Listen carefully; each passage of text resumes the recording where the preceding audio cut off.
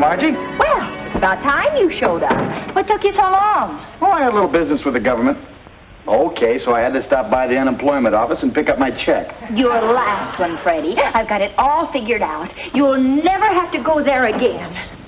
But, Margie... We've got to rehearse it before Dad gets home. Rehearse? What are you talking about? Here, I've got it all written out for you. Now read it as though you meant it. Mr. Albright, I want a job in your office, and this time I won't take no for an answer. You mean the minute he comes through that door. But first we'll run through it a couple of times. Now, I'll pretend I'm Dad just getting home from the office. You ready? Ready. What? You here again? Mr. Albright, I want a job in your office, and this time I won't take no... Margie, I can't do it. He'll kill me right on the spot. Sometimes I think my father's right. You just don't have any get up and go. Heck, I haven't. Every time your father walks in, I get up and go. Okay, now let's try it again. And this time, put some life into it. Shove me down in the chair. Raise your voice. Any questions? Just one. What? Can't we forget it? All right, Mr. Albright, go on out and come in again. You ready? Ready. What? You here again? I want a job in your office, and I won't take no for an answer. Wilson, I warn you. I said shut up. Wonderful, Freddie, wonderful. Gee, I guess I can be forceful. He'll really be impressed. I'll even lay it on heavier than that. Looks like you got something unhappy on your mind, Mr. Albright. Charlie, I've been through the mill today. Contracts. A big deal with a company called Consolidated Mica. What a bunch of chiselers. Why, they beat me right down to the last penny. I'm so mad right now that I could punch a hole through a 2-foot plank. Nobody better get in my way, that's all I can say.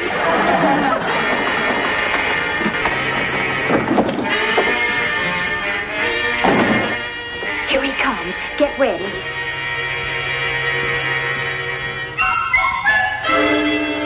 What? You here again? Shut up. Sit down. I want a job in your office. I said sit down. No, please, Mr. Albright, please, no. Mr. Albright, help. Help! No, apartment, help! No! Don't try to stop me. This is it. This is the payoff. I knew it had to come sooner or later.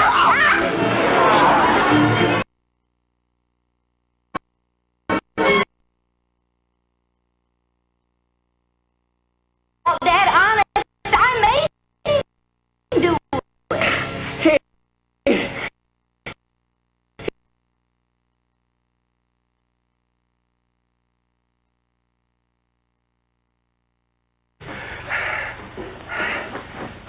Oh, honey, I'm sorry I blew the roof in, but I've had a terrible day.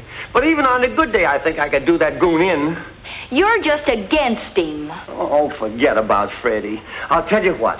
Early Sunday morning, we'll drive over to Jersey. And you remember that place in the Palisades where we used to picnic, Satan's Cliff?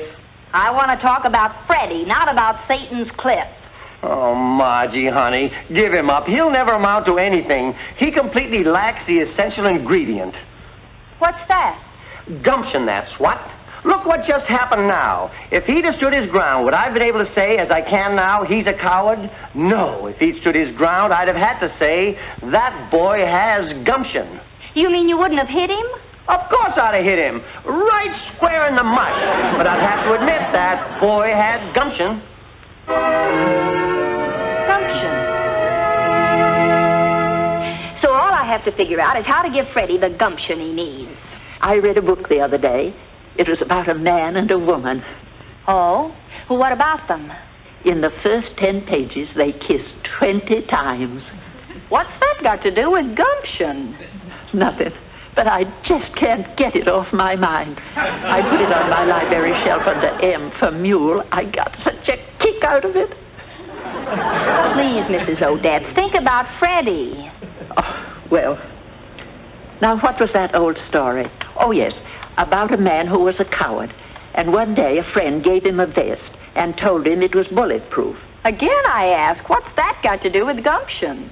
The vest wasn't bulletproof, but the man felt secure and shot it out with a whole bunch of gangsters. In other words, what Freddie needs is a certain feeling of security. Yeah. If Freddie felt secure, he wouldn't be afraid to hold the phone. Got an idea? Boy, will this give him gumption. A couple of years ago, Freddie's aunt left him 100 acres of desert land in Arizona. Now, suppose something valuable were discovered on it. How could it? That land is so worthless. The jackrabbits only stay there because of the Jill rabbits. I'll need a box of earth and some phony stationery. I'll get it printed up first thing in the morning. And by tomorrow afternoon, Freddie Wilson will be the gumptionest boy you've ever seen. I'll see you later. A box of earth. I guess my poor old 82-year-old mind can't figure things out too well. Oh, to be young and only 80 again.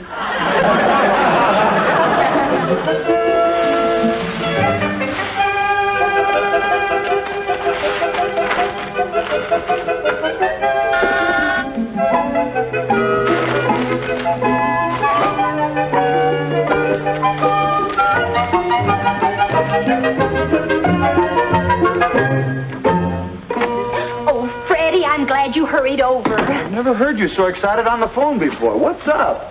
This tells the story, but first I want you to see something. It came in the mail this morning. This is yours. Oh, Margie, you shouldn't have done it. Just what I've always wanted, a box of dirt. Is this what you call me? Remember when your aunt left you that property in Arizona, and I told you ought to find out if it was worth anything? No, I don't remember that. Oh, don't you remember anything? Well, about a week ago, I decided to find out for you. That earth is from your land, and this is from an assayer I paid to check it for you. Read it. This is about my land? Dear Mr. Wilson, we would suggest you keep the following extremely confidential until you have expert advice as to proper procedure. We are sending sample of your topsoil. Same covers more than 50 of the 100 acres. This soil contains 47% top-grade uranium! Take it easy, Freddie. Don't get excited. 50 acres of uranium! I'm going to call the unemployment office and tell them what I think of them. No, Freddie. You've got to calm down and act sensibly.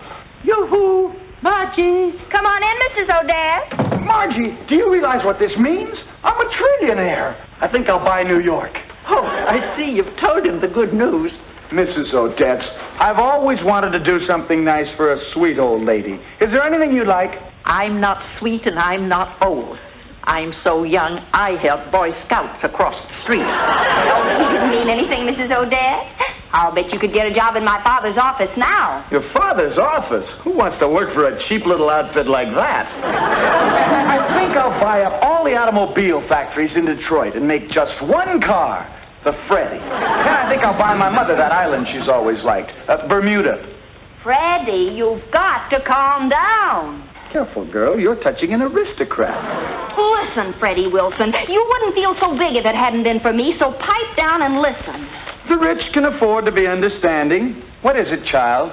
Look, the letter said not to act until you get expert advice. So? And so how much money have you got to get that expert advice? 7 cents. You see, what you need is a job. You've got to have capital. Otherwise, somebody will steal you blind. You'll have to give it away before you have time to develop it. Gee, that's right. And Freddie, where's a better place to find out how big business operates than my father's office? Or are you still afraid of my father? Afraid of him? That poor guy? Huh. It might be amusing working with him. If I like it, I'll buy out the whole firm. Oh, and Freddie. Yeah? Whatever you do, don't let my father and Mr. Honeywell find out about the uranium. You know how clever they are in getting what they want. Don't you worry about a thing. Oh, almost forgot my uranium. You won't let them find out what's in it. Not a chance. See you later. So long, kid. Freddie, if I've ever seen a man with gumption, you're it. Gumption's my middle name. Well, did it work or did it work? He's as good as hired already. But, honey, what happens when the poor boob finds out his box of earth came from the backyard of this building? Oh, he'll get another letter from the assayer saying it was all a mistake. But by then, he'll be a solid employee. And my father will have to admit that I was right about Freddie being able to do a good job.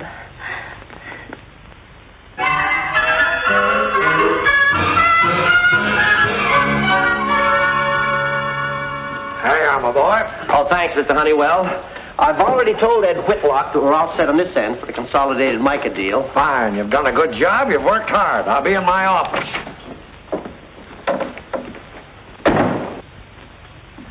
What do you want? Get up. What did you say? I said get up. Go find yourself a smaller office. I like this one. Mr. Honeywell, will you open the door so I won't break it when I throw him out? You stay where you are. What? Do you realize I'm the president of this company? Look, Honeywell, Honeywell? Nobody calls me anything but Mr. Honeywell. I told Margie to give you up. I hope the district attorney understands my contribution to society for what I'm about to do. You don't scare me, Whitey. I'm going to work in this office. All right, I've had enough of this, Ninny. You have my full permission. I'll get the door. Oh, you've asked for this for a long time, and now you're going to get it.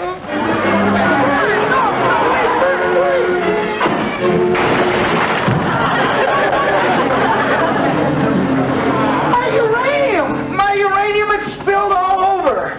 Uranium? Did he say uranium? My uranium. Here, this will explain. Uranium?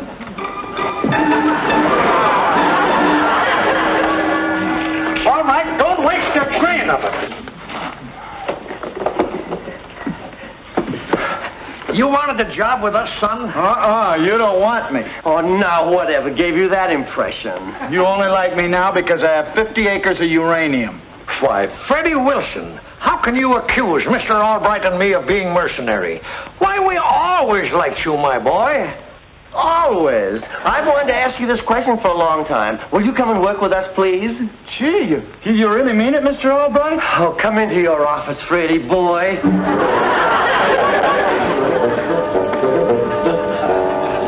Oh, sit down, Freddie, lad. And as you said, I'll take a smaller office. And the only thing that's important to Mr. Honeywell and me is that you're happy. Happy and with us. All right, that consolidated deal, we'll need that money. Oh, Betty. Yes? Betty, call Ed Whitlock in Philadelphia and tell him to hold off on that consolidated mica deal. Then phone the airlines and get 3 tickets for the nearest airport to Prescott, Arizona. Yeah. A deal like this uranium field is just the spot for that $200,000. Could be the biggest deal we've ever gotten in on. Might lead to millions. Hundreds of millions. Oh, Mr. Albright, I just remembered. I guess I kind of slipped up. I hope you won't give me away.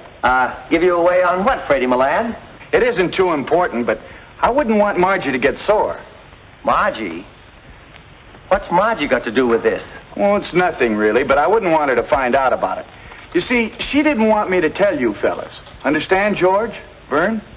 Freddie, did Margie have anything to do with this uranium discovery? Did she? Oh, boy, everything. Well, she wrote to the assayer. She got the package in my name. She advised me how to come down here and get this job so I'd have more money to get a better deal. Margie did everything. What do you think? I'm afraid to think at this point. As Margie says, now I've got gumption. Gumption? Is that the word she used? That's the very word, gumption. I'll tell you what, Freddie. I want you to take your first day with the firm off. Now, here's some money. Go someplace. Have a good time. But don't tell Margie that you told us anything about the uranium, and we won't tell her either. Vern, you've just made yourself a deal. See you tomorrow, George. Wait a minute. We'll keep that here in the safe. Oh, yeah, that's a good idea. See you later, fellas. So long, Freddie.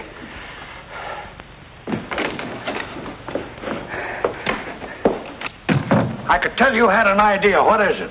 Well, if Margie's involved, we can't take a chance. Betty, look up a metallurgical laboratory. Metallurgical, that's right. And tell them we want a man over here as soon as possible with a Geiger counter. Yes, a Geiger counter.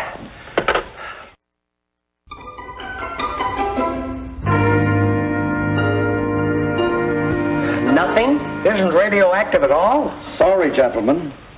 Say, where did you ever get the idea that this stuff was hot? Well, we read a report from an assayer in Arizona. Yes, Betty? Thanks, Betty. Just as I expected. There's no such assayer's office. It's a pure, unadulterated phony all the way through. All right, you've got to do something about that daughter of yours. All I said was just one word, gumption. Hello? Put him on. Hello, Ed? You what? No, Ed. Put the money back in Consolidated Mica. Is there still time? Oh, wonderful. Do it right away. I'll explain later. But get that Consolidated Mica deal. We could have shot $200,000 away, and all on account of Margie. Oh, what am I going to do with that girl? Wait. Could you rig up one of these Geiger counters so that it would click any time you wanted to? Why, yes, I suppose so, but... What's on your mind, Albright? Tonight, Mr. Honeywell, my little Margie is going to learn the lesson of her life. Dad? It sure is. You sure sound happy. Why shouldn't I be? I'm flying to Arizona the first thing tomorrow morning. Arizona? Arizona, big deal. And you'll never guess who our newest employee is. Freddie Wilson. He didn't mean to tell us, but he dropped his box of ore, and, well, I can't tell you any more about it. I promised I wouldn't. Dad, you're flying to Arizona because of that? I'm not only flying to Arizona, but we pulled $200,000 out of a surefire deal to put in this thing that Freddie's concerned with. $200,000. Dad, I've got to tell you something. That earth isn't from Arizona. It's local dirt. I dug it myself from the backyard of this building. You what? Well, I was only trying to give Freddie some gumption. Margie, all right, I haven't spanked you since you were a little girl. Oh, what am I sore about? You mean you aren't mad? Oh, why should I be? But, Dad, that dirt, the report, I made it all up. It isn't radioactive at all. Margie Albright, do you think that two businessmen as smart as Mr. Honeywell and your old pappy wouldn't check before leaping into a deal as big as this? We called in a metallurgist, and his Geiger counter told us all we wanted to know. You mean the dirt in that box is... one of the richest strikes of uranium he'd ever heard of. Holy mackerel! Mr. Honeywell will be here any minute now with the man from Washington. The man from Washington? When you deal in anything as vital as uranium, you have to check with the government on anything connected with it. Why, when we called Washington and told them how high the count was, they dispatched a special plane with a government expert. We're rich! So, Pappy, little Margie always gets you in trouble with her ideas, huh? I'll have to admit it. You really did something wonderful this time.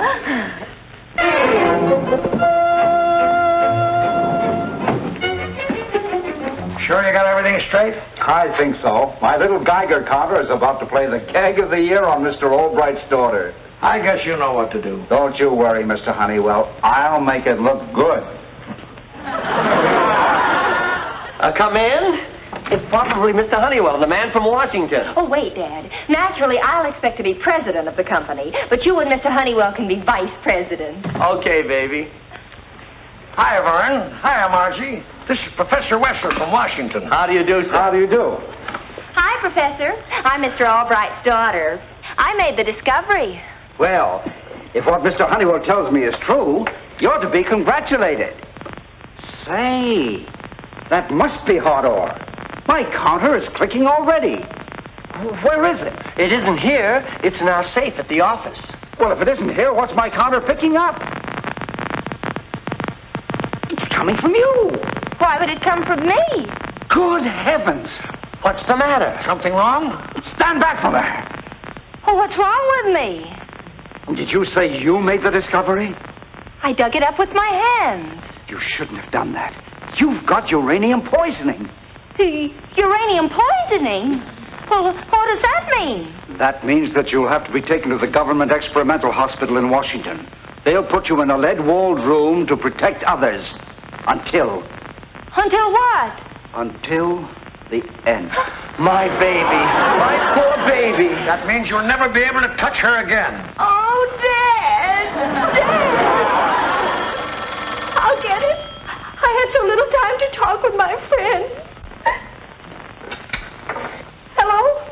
Margie, I've been sitting here trying to figure out what kind of a gag was Mr. Honeywell and that other man talking about playing on you a few minutes ago. You must have the wrong number. Oh, I see. You weren't onto the gag, but you are now. Oh. Oh, my baby, my poor baby. Don't touch her. I'll call Washington and arrange everything. I'll go and say goodbye to Mrs. Odette.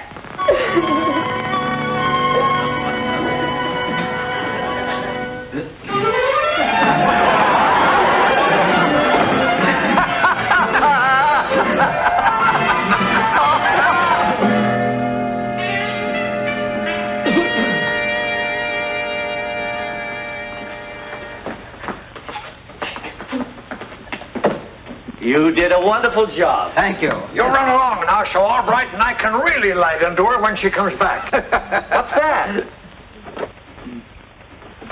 It's a note. Dear Dad, I just couldn't face it this way. I'm going to Satan's Cliff and end it quickly. This is my final goodbye. Satan's Cliff? Poor little Margie. What have we done? We've got to stop her.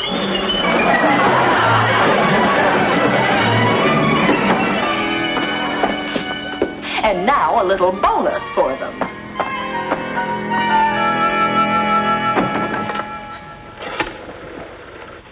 What you going to do?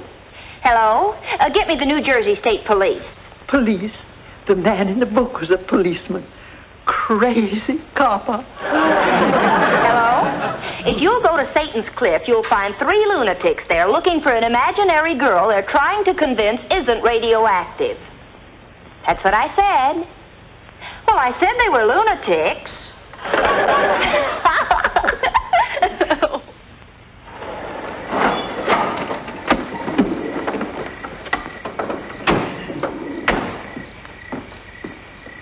I think the girl on the phone was the lunatic. Margie! Yeah. Margie! Miss Albright, you're not radioactive. The girl wasn't wrong. We better get him. Now, wait a second. The poor guys aren't to blame. Let me handle this. In a case like this, a little psychology helps a lot. Now, come on. She only knew she isn't radioactive. Poor Margie. Poor little thing. Fellas, Oh, thank goodness the police. Maybe it's not too late. Maybe you can stop her. the radioactive girl. Yes, only she isn't radioactive. We just made her think she was. Look, fellas, you don't have to worry any longer. The girl's safe. We just picked her up. You did? Yep, she's locked up all safe and sound. Now, you come along with us and we'll take you to her. Oh, thanks a lot. Come on, fellas. We'll follow the policeman in my car. Oh, be our guest. We'll take you in our car. But we have Mr. Albright's car with us. Oh, don't worry about that. First thing tomorrow morning, we'll send a little pixies after it. Pixies? Come on, fellas. It's time to go Betty bye. Now, just a second. Take your hands off of me. Do you know who I am? Sure. You're Napoleon. Yeah. Yeah, up to the car and meet Josephine. Oh, this is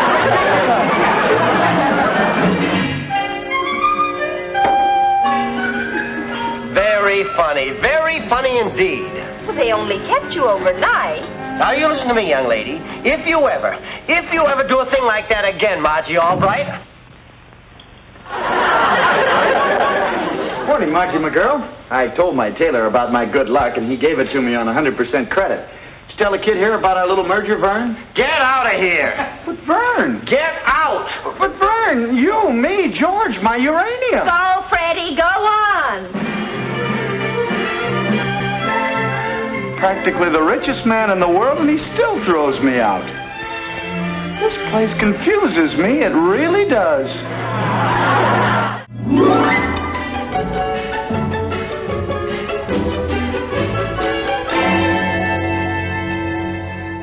I guess you're still mad, huh? Mr. Honeywell, too? Good. Maybe this time you learn not to play tricks on little Margie. You started it. You sold that bubble-brained Freddie a crazy bill of goods and... Okay, I guess we did ask for it. Well, that's my little Margie for you.